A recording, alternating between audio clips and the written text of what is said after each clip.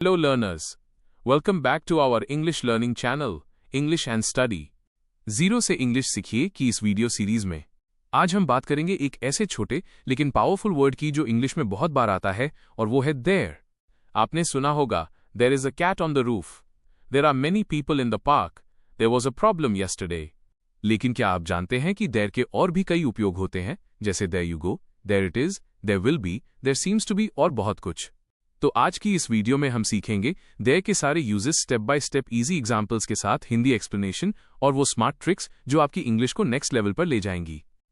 तो कहीं जाइएगा मत, बने रहे इस वीडियो के अंत तक मेरे साथ। तो चलिए बिना समय गवाए वीडियो शुरू करते हैं। देयर का यूज जब वाक्य की शुरुआत किसी व्यक्ति या वस्तु के अस्तित्व या मौजूदगी बताने के लिए होता है, जैसे वहां एक लड़का है, वहां दो बिल्लियां हैं, वहां एक समस्या थी। इस प्रकार के वाक्य इसमें आते हैं। अब देखते हैं इनकी इंग्लिश। जैसे वहां एक लड़का है, तो सबसे पहले लिखेंगे वहां की इंग्लिश देयर, इसके बाद लिखेंगे है के लिए इज, इसके बाद लिखेंगे एक लड़का ए बॉय, तो इस पूरे वाक्य की इंग्लिश होगी देयर इज अ बॉय। वहां दो बिल्लियां थीं, यह पास्ट टेंस है, तो सबसे पहले लिखेंगे वहां की इंग्लिश देयर, इसके बाद लिखेंगे थे के लिए वर, इसके बाद लिखेंगे दो बिल्लियां थीं की इंग्लिश टू कैट्स, तो इस पूरे वाक्य की इंग्लिश होगी देयर वर टू कैट्स। वहां एक समस्या थी, यह पास्ट टेंस है, तो इस पूरे वाक्य की इंग्लिश होगी देयर वाज अ प्रॉब्लम। एक और वाक्य को इंग्लिश में बनाएंगे, जैसे वहां कई लोग थे, यह पास्ट टेंस है, तो इस पूरे वाक्य की इंग्लिश होगी there were many people there. ध्यान देंगे यहां पर ऐसे इंग्लिश सेंटेंसेज में लास्ट में देयर लगा भी सकते हैं और नहीं भी लगा सकते हैं। अब देखते हैं नेक्स्ट। देयर का यूज क्वेश्चंस करने वाले सेंटेंस में भी होता है, जब हम पूछते हैं कि क्या वहां या कितने, जैसे क्या वहां कोई है, क्या वहां दुकान है, क्या वहां बच्चे थे। अब देखते हैं वाक्यों की इंग्लिश। जैसे क्या वहां कोई है, ये प्रेजेंट टेंस है, तो सबसे पहले लिखेंगे क्या के लिए हेल्पिंग वर्ब इज, इसके बाद लिखेंगे वहां के लिए देयर, इसके बाद लिखेंगे कोई की इंग्लिश एनीवन, तो इस पूरे वाक्य की इंग्लिश होगी इज देयर एनीवन। क्या वहां स्कूल है, ये प्रेजेंट टेंस है, तो सबसे पहले लिखेंगे क्या के लिए हेल्पिंग वर्ब आर, इसके बाद लिखेंगे वहां के लिए देयर, इसके बाद लिखेंगे स्कूल की इंग्लिश अ स्कूल, तो इस पूरे वाक्य की इंग्लिश होगी आर देयर अ स्कूल।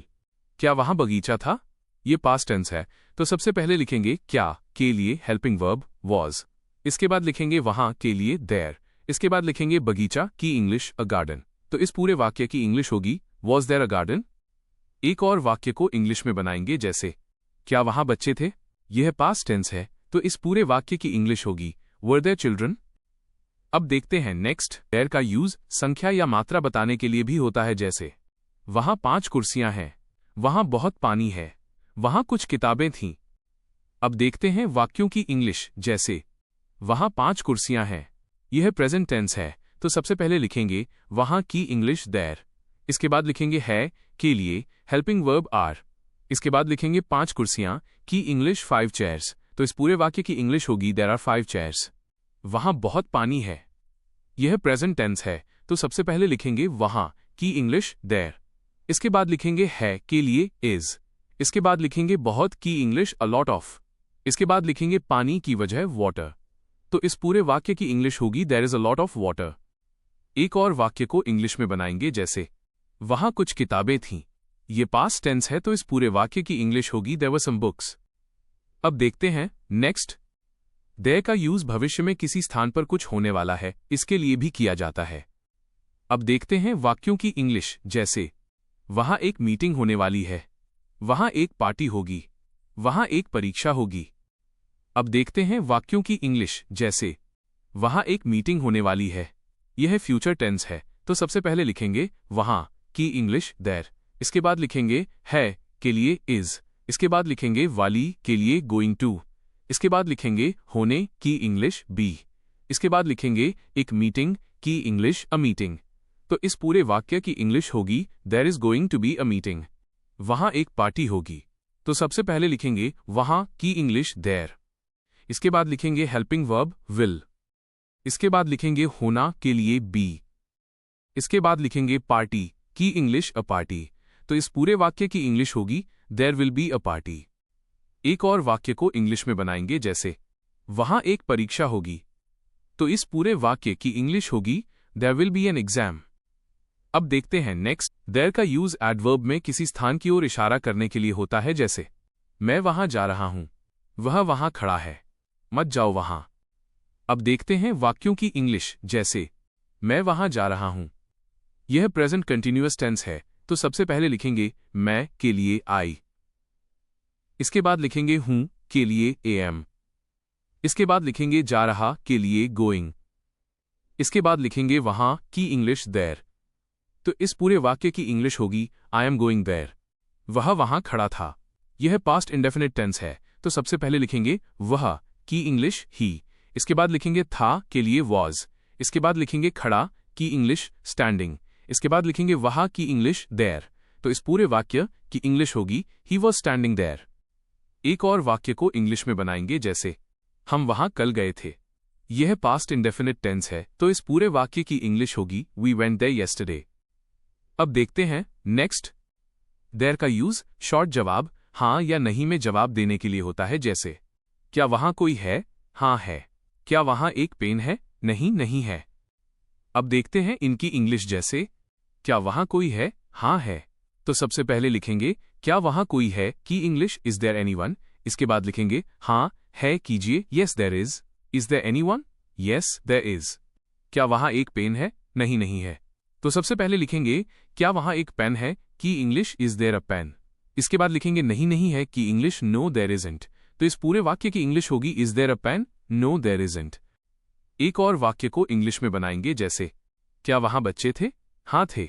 तो सबसे पहले लिखेंगे क्या वहां बच्चे थे की इंग्लिश वर देयर चिल्ड्रन, इसके बाद लिखेंगे हां थे की इंग्लिश यस देयर वर। तो इस पूरे वाक्य की इंग्लिश होगी were there children, yes there were. अब देखते हैं नेक्स्ट। अब देयर के कुछ हिंदी वाक्यांशों के इंग्लिश फ्रेजेस देखेंगे जैसे कोई नहीं है, तो इसकी इंग्लिश होगी देयर इज नोबडी। कुछ नहीं है, तो इसकी इंग्लिश होगी देयर इज नथिंग। कोई फर्क नहीं है, तो इसकी इंग्लिश होगी देयर इज नो डिफरेंस। कोई समस्या नहीं है, तो इसकी इंग्लिश होगी देयर इज नो प्रॉब्लम। कोई रास्ता है, इसकी इंग्लिश होगी देयर इज अ वे। वहीं रुक जाओ, तो इसकी इंग्लिश होगी स्टॉप राइट देयर। लो हो गया, तो इसकी इंग्लिश बनाएंगे देयर यू गो।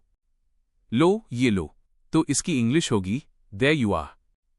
वो रहा, तो इसकी इंग्लिश होगी देयर इट इज। जरूरत नहीं है, तो इसकी इंग्लिश होगी there is no need to. कोई तरीका नहीं है, तो इसकी इंग्लिश होगी देयर इज नो वे। कोई शक नहीं, तो इसकी इंग्लिश होगी देयर इज नो डाउट। कुछ गलत नहीं, तो इसकी इंग्लिश होगी there is nothing wrong with. गया काम से, तो इसकी इंग्लिश होगी देयर गोज।